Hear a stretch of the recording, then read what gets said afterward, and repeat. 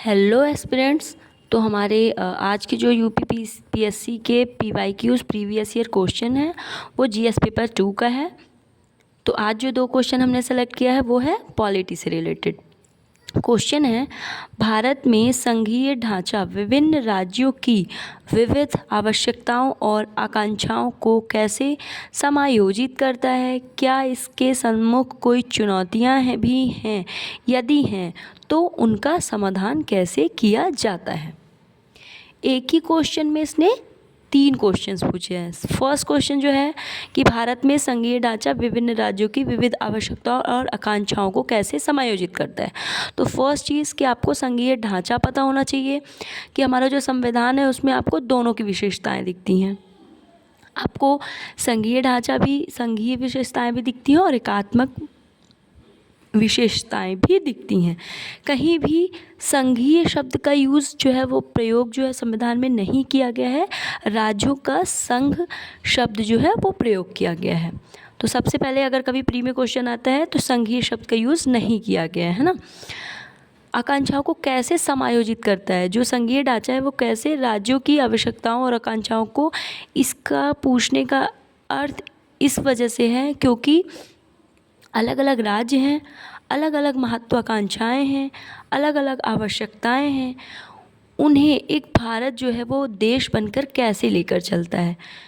आपके घर में ही अगर कई लोगों के अलग अलग मत होंगे तो सबको साथ लेना मुश्किल होगा, बट अगर कुछ ऐसे समाधान निकाले जाए जिनसे सभी की आकांक्षाओं की भी पूर्ति और आवश्यकताओं की भी पूर्ति हो तो उससे शांति बनी रहती है। वैसे ही हमारे देश के साथ होता है।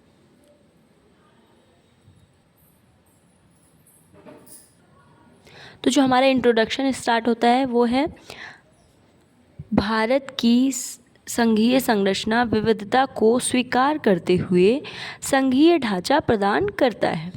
केंद्र सरकार और राज्यों के बीच शक्तियों का वितरण करती है और सहयोग और समन्वय को बढ़ावा देती है। तो ये हमने बता दिया कि संघीय संरचना से क्या महत्व, क्या फ़ायदा है ना। संविधान में कहाँ वर्णित है संघीय शब्द, मतलब फेडरलिज्म की जो भावना है वो कहाँ पे आपको मिल जाएगी? तो अनुच्छेद 1 में भारत को राज्यों का संघ घोषित किया गया है तथा अनुसूची 7वीं अनुसूची में शक्तियों का स्पष्ट विभाजन करती है, संघ सूची, राज्य सूची एंड समवर्ती सूची। हमने ये इंट्रो डाल दिया।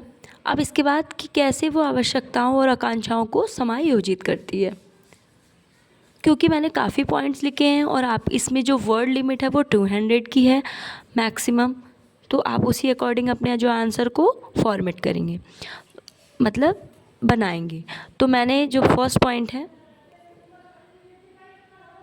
शक्तियों का वितरण, संविधान रणनीतिक रूप से संघ, राज्य, समवर्ती सूचियों के बीच शक्तियों का आवंटन करता है, विभिन्न क्षेत्रीय आवश्यकताओं को समायोजित करता है। सेकंड पॉइंट, दोहरी शासन प्रणाली, केंद्र व राज्य सरकार रूप में दोहरी शासन प्रणाली भारत के विशाल व विविध भूगोल को के कारण आवश्यक है। स्वतंत्र न्यायपालिका आपने देखा होगा, राज्य का हाई कोर्ट होता है और हमारा सेंटर का सुप्रीम कोर्ट होता है। केंद्रीकृत प्रभाव, सहकारी संघवाद। अगर मैकवर्ड्स लिमिट है और आप कंप्लीट कर पा रहे हैं तो इन पॉइंट्स में भी कुछ पॉइंट्स लिख सकते हैं। राज्यों के लिए विशेष प्रावधान, मैंने ये पॉइंट्स दे दिए हैं।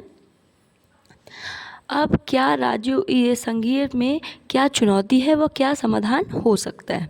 चुनौतियाँ, वित्तीय असमानताएं, जैसे कि जीएसटी जब फॉर्मेट हुआ, गवर्नमेंट ने जीएसटी जो है बनाया, जीएसटी टैक्स, तो उसमें जो कंपनसेशन है वो कैसे वितरित होगा? तो इसका समाधान था कि वित्त आयोग ने केंद्रीय कर बंटवारे की सिफारिश। आपने वित्त आयोग के बारे में भी सुना होगा, जो कि हमारे संविधान में ही लिखित रूप से है। अंतर्राज्यीय जल विवाद, आयोग और न्यायाधिकरण विवादों का समाधान, ये जो कावेरी जल विवाद न्यायाधिकरण बनाया गया था। इसके बाद क्षेत्रीय आकांक्षाएं, एकता और क्षेत्रीय आकांक्षाओं को संतुलित करने वाली राजनीतिक बातचीत। तेलंगाना राज्य का गठन किया गया था क्षेत्रीय आकांक्षाओं के बाद ही। राजनीतिक हस्तक्षेप, संघीय सिद्धांतों को कायम रखना, सहयोग को बढ़ावा देना। इंटर स्टेट अंतर्राज्यीय काउंसिल बनाई गई थी, जो कि सरकारी कमीशन का जो है रिकमेंडेशन से अंतर्राज्यीय काउंसिल को बनाया गया था। फिर हम कॉन्क्लूज़न देते हैं, भारत की संघीय संरचना संविधान में अंतर्निहित है, विविधता को कुशलता से समायोजित करती है। तो ऑलमोस्ट 200 वर्ड्स कंप्लीट हो चुके हैं। कुछ इस प्रकार ही हमारा क्वेश्चन और आंसर था। अब हम देखते हैं नेक्स्ट क्वेश्चन। संघीय ढांचे में यही था कि राज्यों की जो विशिष्ट पहचान थी, आकांक्षाओं का सम्मान किया गया, उनकी राष्ट्रीय एकता को लेकर प्रतिबद्धता की पुष्टि करते हुए कानूनी तंत्र, राजकोषीय नीतियाँ, राजनीतिक संवाद के मध्य जो चुनौतियाँ थी वो समाधान किया गया।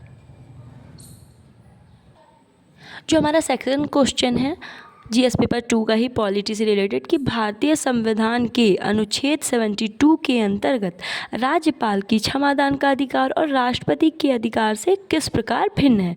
मतलब राज्यपाल की क्षमादान से रिलेटेड क्या शक्तियाँ और राष्ट्रपति से रिलेटेड, इनमें जो है हमें अंतर बताना था, कैसे भिन्नता है।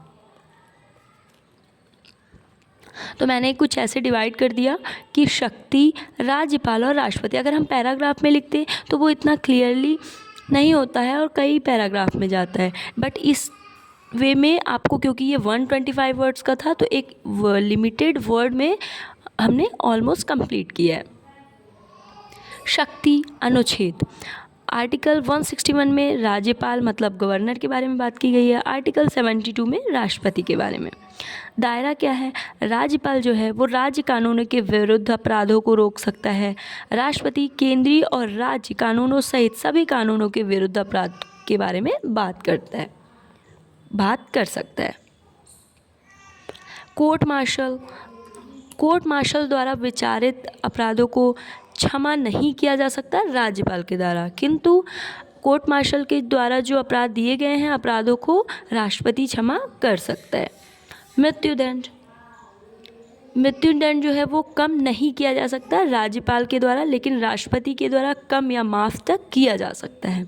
समीक्षा, राज्यपाल के निर्णयों की समीक्षा राष्ट्रपति द्वारा की जा सकती है, किंतु समीक्षा के लिए राष्ट्रपति के समीक्षा के लिए कोई भी उच्च प्राधिकारी नहीं होता है। मतलब राष्ट्रपति से बढ़कर कोई नहीं होता है। हमारे जो इंडिया का फर्स्ट सिटीजन होते हैं वो कौन है, प्रेसिडेंट, हमारे राष्ट्रपति होते हैं। एग्जाम्पल की कैसे डिफ्रेंशिएट करेंगे, एक व्यक्ति को सैन्य अदालत द्वारा राजद्रोह का दोषी ठहराया गया, मृत्युदंड की सज़ा दी गई, किंतु भारत का राष्ट्रपति दोषी को माफ़ कर सकता है, सज़ा कम कर सकता है और कंप्लीटली मतलब उस सज़ा से उसको पूरी तरीके से भी माफ़ कर सकता है। तो ये देखा हमने कि कैसे दोनों में डिफ्रेंशिएट होगा, और ये 125 वर्ड्स में आपका कंप्लीट भी हो जाएगा।